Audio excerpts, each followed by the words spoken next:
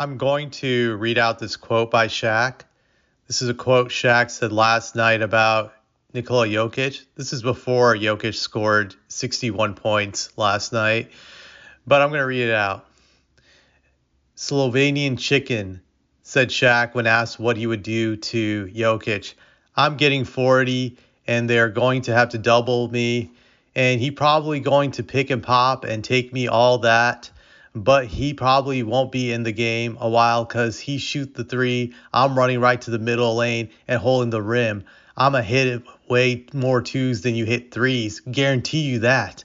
And I'm going to make his brothers want to fight me because the first play of the game, elbow.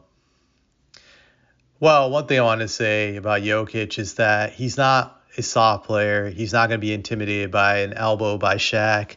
Jokic is like this hot-blooded guy. Like he's laid back, but he's a very hot-blooded guy. When he gets angry, he doesn't hide it. He'll go right at you. Evident to what he did to, I think it was Markieff Morris a few years back when he bum rushed him after he took a cheap shot at Jokic. That already showed to me that Jokic is a no-nonsense guy, so I don't think he would be discouraged the moment Shaq elbows him in the face. I think Jokic would just hit him back, to be honest, and that's what would happen. So I disagree with Shaq on that. I don't think you're going to take Jokic out of the game by just trying to rough him up. He's also a really big guy too, so that doesn't really play into your hand that well because you're going to get tired dealing with a guy who's almost equally as big as you, Shaq. So that's a dumb take right there, but I digress.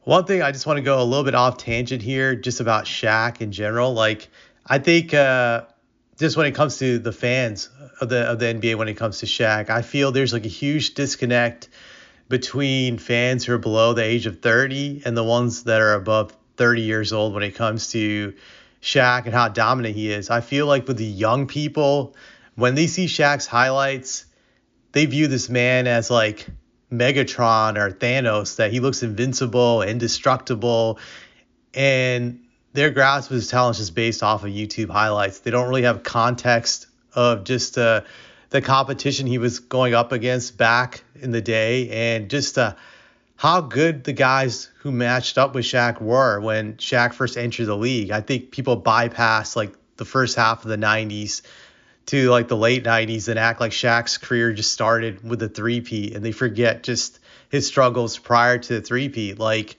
for example, I'm 41 years old, so I remember Shaq's career from like start to finish. I remember when he looked very immortal against other great centers in the league. Heck, the way I became a Spurs fan was in the spring of 1994 watching a game on NBA on NBC where Dave Robinson just opened up a can of whoop ass on Shaq, embarrassed him in that game. But the point I'm trying to make here is that Shaq didn't just like dominate every single big man in the league once he entered the league. There were guys that whooped Shaq's ass regularly on a regular basis, such as David Robinson and Hakeem Olajuwon during Shaq's first several years in the league.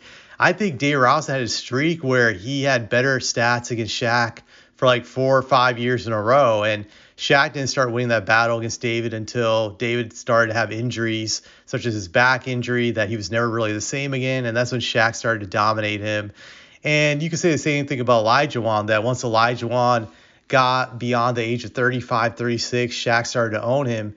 There was also Patrick Ewing, who I would say held his own against Shaq. They would always have games where it would be very closely contested, where Shaq might edge him out at times, but they were hotly contested games where just in a lot of games they would just battle to a standstill back during Shaq's first several years in the league. And then once Ewing got old, he started winning those matchups.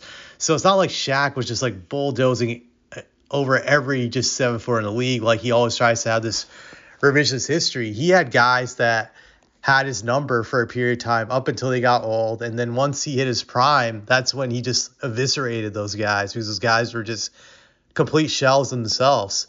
So that's one thing I just want to point out, because I think people always think that Shaq was some invincible guy and just nobody could just like match up with him or even outplay him.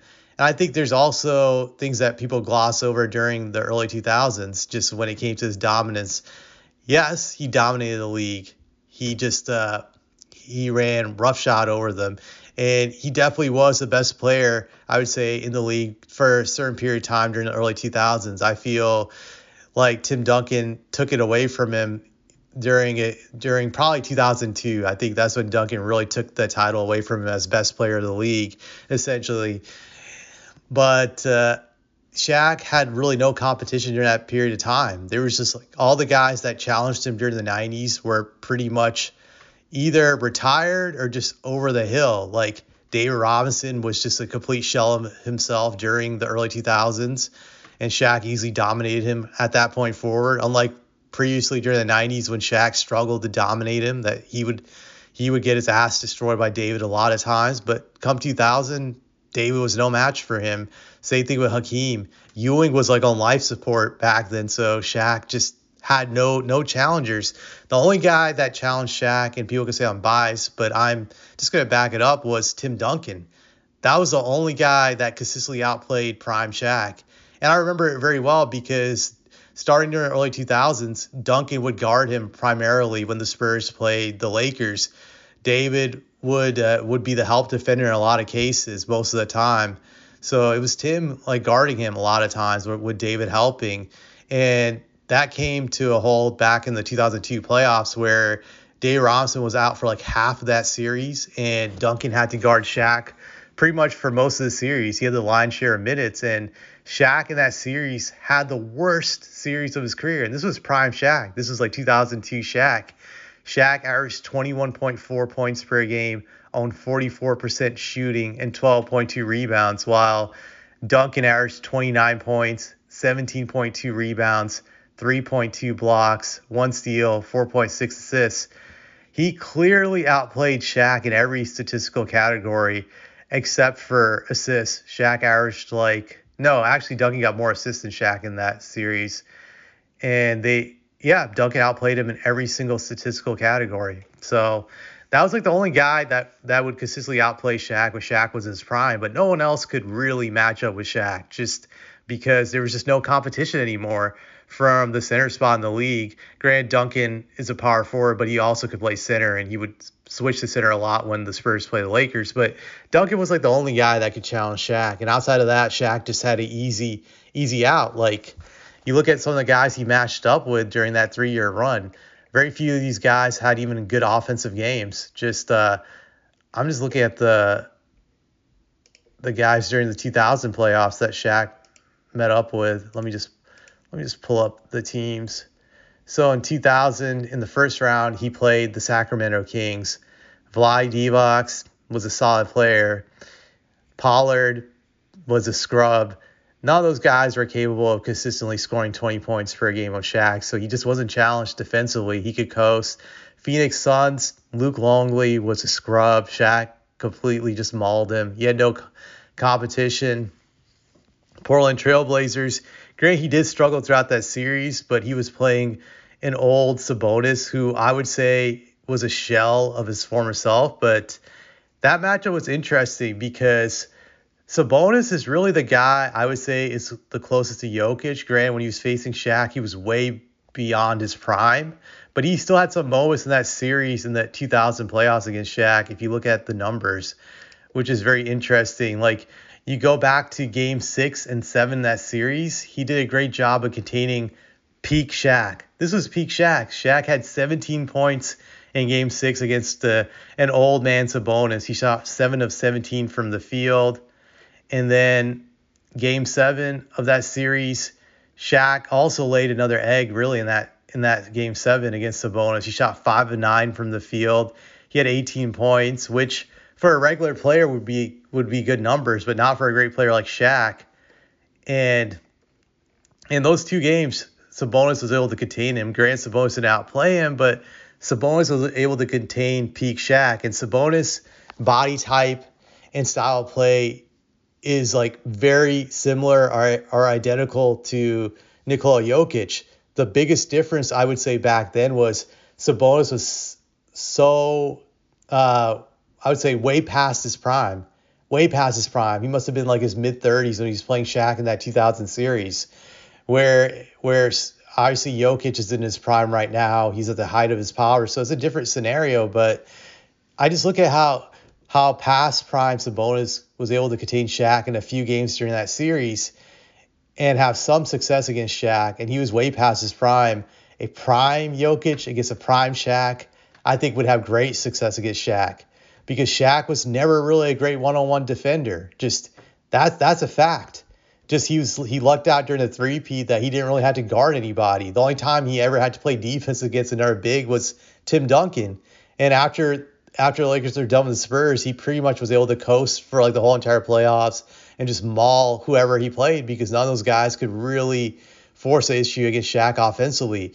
The way you cause problems for Shaq is not only do you have to fight him on defense, but you have to force him to guard you on offense. And those centers back then just couldn't do it. They couldn't do it consistently where Shaq had to worry about them being a threat. I think that was the biggest difference. There was like no guy Shaq faced outside of Tim Duncan at the center spot that could score 20 or more per game throughout those 3 years when the Lakers were defending champs. He just never had to deal with any of that adversity. I felt really during those runs, there was just no guy. I can't think of any. I look at 2000 who he faced. When you look at the big men, again, I'll just read the list. It was first round Vlade Divac, solid player. His backup Scott Pollard, scrub, garbage. Phoenix Suns, Luke Longley, just garbage, useless without MJ and Dennis Rodman. And then Portland, past his prime Sabonis.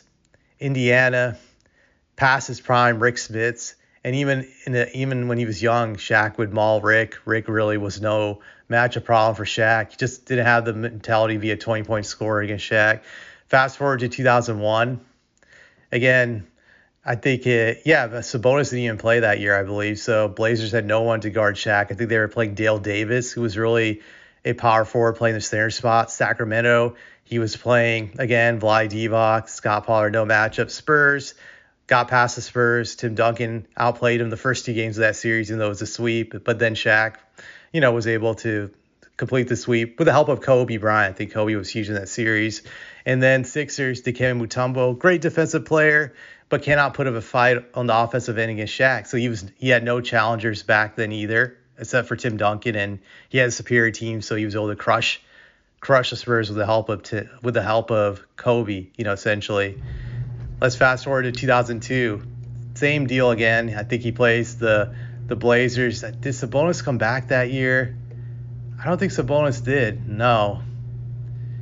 He did not come back that year at all. So Sabonis was retired by then. So same deal again. Just Shaq just mauls Blazers, no match. Dale Davis, just complete mismatch where he doesn't have to do anything. And then he plays the Spurs in the second round. Spurs lose in 5, but it's hotly contested. Every game, Spurs are up by double digits in the fourth quarter. I remember it well, but Spurs just didn't have enough. Rookie Tony Parker, David over the hill, Tim Duncan dominated him in that series, but just wasn't enough. So once he actually had his worst series of the playoffs in that series. But once the Spurs were gone, he had it easy again. Completely mauls the Sacramento Kings with Vlade and Pollard. He wrecked them pretty badly. I think in that series, Shaq averaged 30 points a game. Yeah. And then he played the Nets in the finals. No contest. They had a bunch of scrubs playing center. I think it was like Todd McCullough. Just McCullough sucked. I don't even know if he could be a star in today's NBA. He was actually that bad. Just McCullough was complete trash. Couldn't do nothing to Shaq. Shaq had an easy series, 36.3 points per game in that series, while McCullough had 7.5 points per game. So my point is Shaq didn't face anybody during his championship years that could really challenge him one-on-one on both ends of the court outside of Tim Duncan. And once he got past him, just his numbers would skyrocket. I saw it like just about every year in the playoffs. But outside of Tim Duncan, there was like no one that could challenge him. So he put up great numbers. I thought he was very fortunate that all the other guys that challenged him during the 90s just completely fell off during that time period. So he was able to inflate his numbers during that period with just having little to no competition when it came to big men that could challenge him. And he capitalized off of that. But Shaq's flaw was whenever he played a big man who could consistently score 20 and 10, he would struggle because he didn't have the stamina to keep up on both ends of the court. So that's how he would wear down. Sure, he wouldn't always be stopped, but if he got 30, the other guy would get 30 also. So it would cancel it out. And I feel in a matchup with Jokic, would Shaq get his? Yes, absolutely. I'm not gonna say Shaq wouldn't get 30, but Jokic would also drop 30 on his ass. Heck, I think Jokic would have some 40-point games on him, or maybe even a 50. Like I know Duncan had a few 40-point games on Shaq when Shaq decided to guard him one-on-one.